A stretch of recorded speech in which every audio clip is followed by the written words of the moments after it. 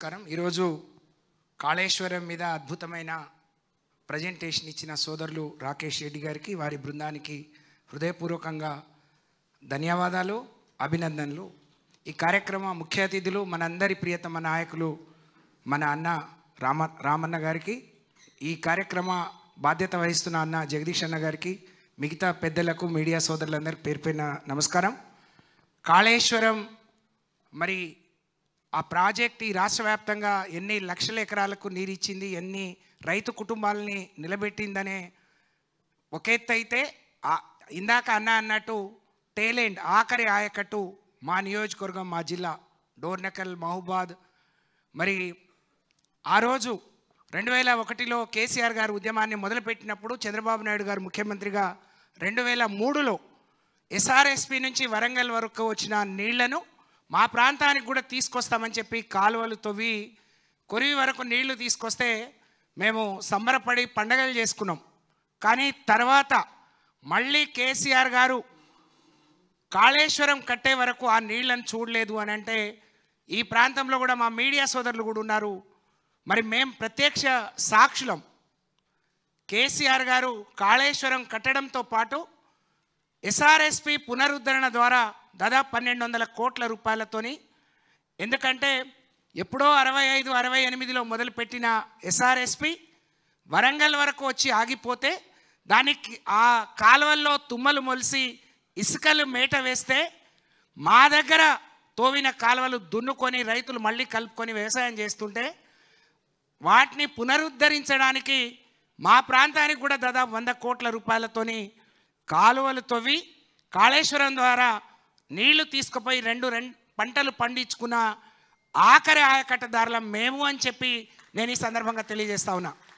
అన్నకు తెలుసు, ఎస్ఆర్ఎస్పి మరి కాలువలు DBM 48 మొదటి దశ వెన్నవరం వరకు, DBM 60 బయ్యన్న వాగు నుంచి మా డోర్నకల్ నియోజకవర్గంలోని నర్సింహులపేట, మరిపేట మండలాలకు, దాని ద్వారానే బయ్యన్న వాగు ద్వారానే మరి తుంగతుర్తి, సూర్యాపేట, కోదాడ వరకు నీళ్లు తీసుకొచ్చి మాకు మరి నీళ్ళు ఇచ్చిన కాళేశ్వరం ప్రాజెక్టును మరి రేవంత్ రెడ్డి గారు కాంగ్రెస్ దాన్ని మేడిగడ్డ దగ్గర 2 పిల్లర్లు కుంగిపోతే మొత్తం ప్రాజెక్టు విఫలమైంది అని చెప్పే ప్రయత్నానికి ఈరోజు మనం కళ్ళారా ఇది లైవ్ మరి సాక్ష్యం అనే విషయాన్ని సందర్భంగా తెలియజేస్తా ఉన్నాను. రేవంత్ రెడ్డి గారు ఎన్ని జిమ్మిక్కులు చేసినా, కేసీఆర్ గారి మరి ఎక్కడ కూడా వారి ఇది లేకుండా చేయాలని చెప్పి ఎంత ప్రయత్నం చేసినా, 10 లక్షలు 12 లక్షల క్యూసెక్స్ నీరు వచ్చినా మరి కూలిపోయింది అనుకునే నీ మేడిగడ్డ దగ్గర 2 పిల్లలు కూలిపోలేదు.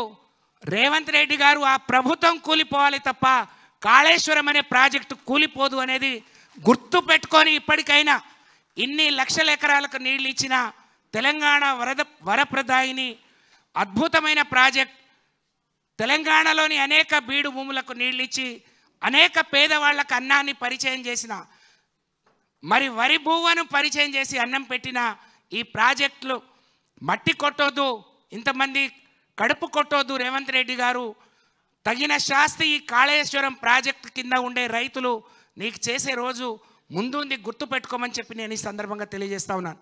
పెద్దలు సురేష్ రెడ్డి గారు అన్నట్టు, తెలంగాణ రాకముందు ఈ రాష్ట్రంలో పండిన పంట 60 లక్షల మెట్రిక్ టన్నులు వరి ధాన్యం అయితే, కేసీఆర్ గారు పాలించే ఆఖరి రోజులో 3 కోట్ల మెట్రిక్ టన్నులు ఎట్లయింది? కనీస అవగాహన ఉన్న మరి సామాన్య రైతులు కూడా అర్థం చేసుకుంటారు, నీకెందుకు అర్థం కావట్లేదు? ఆ రోజు మరి వైఎస్ రాజశేఖర రెడ్డి గారు జలయజ్ఞం పేరుతోని మా ఉమ్మడి వరంగల్ జిల్లాలోనే మరి ఒక ప్రాజెక్టు కడితే, అదే ముందుగా కూలిపోతే ఇవాళ నీ మంత్రివర్గంలో ఉన్న మంత్రి ఇది జలయజ్ఞం కాదు ధనయజ్ఞం అని చెప్పి ములుగు నుంచి వరంగల్ వరకు మరి పాదయాత్ర చేసి దేశానికి చెప్పింది. కానీ ఈరోజు అద్భుతమైన ప్రాజెక్టును నేను భూపాలపల్లి జిల్లా ఇన్ఛార్జ్ మంత్రిగా, ములుగు జిల్లా ఇన్ఛార్జ్ మంత్రిగా సోదరుడు చాలా చక్కగా చెప్పిండు. మేడిగడ్డ మరి కాళేశ్వరం అక్కడెందుకు కట్టిను అని అంటే కామన్ సెన్స్ ఉన్నవాడు ఎవడైనా చెప్తాడు. మరి ప్రాణాహిత వచ్చిన తర్వాతనే గోదావరి వరదలు వస్తున్నాయి, ప్రజలు జాగ్రత్తగా ఉండాలని చెప్తే మేము మహారాష్ట్ర ప్రభుత్వంతో మాట్లాడేవాళ్ళం. ప్రాణాహిత మరి క్యాచ్మెంట్ ఏరియాలో ఎంత వర్షం పడ్డది, గోదావరిలో వచ్చేది మనకు ఎప్పటికప్పుడు తెలుస్తుంది. కానీ ప్రాణాహితలో పడే నీళ్ళు ఎన్ని పడ్డాయి, ఎన్ని క్యూసెక్లు వస్తాయి, మనం ఎట్లా అప్రమత్తంగా ఉండాలని తెలుసుకునేవాళ్ళం. ప్రాణాహిత కలిసిన తర్వాత మాత్రమే గోదావరిలో ఎక్కువ నీటి లభ్యత ఉంటుందనే కనీస అవగాహన సోయిలేని పాలకులు ఈ రాష్ట్రాన్ని పాలించడం తెలంగాణ ప్రజలు చేసుకున్న దురదృష్టంగా నేను ఈ సందర్భంగా తెలియజేస్తూ, తిరిగి మీరు కూలిపోతుందన్న ఈ ప్రాజెక్ట్ మిమ్మల్ని మీ ప్రభుత్వాన్ని కూలగొడుతుంది. కేసీఆర్ నాయకత్వంలో తిరిగి అధికారంలో వచ్చిన రోజు ఈ ప్రాజెక్ట్ని అద్భుతంగా తయారు చేసుకొని మరిన్ని లక్షల ఎకరాలకు నీళ్ళు ఇచ్చి తెలంగాణ రైతుల కళ్ళలో సంతోషాన్ని చూసే రోజు వస్తుంది అని ఈ సందర్భంగా తెలియజేసుకుంటూ, నాకు అవకాశం కల్పించిన అన్నకు పెద్దలందరికీ ధన్యవాదాలు తెలియజేసుకుంటూ, జై తెలంగాణ, జై కేసీఆర్.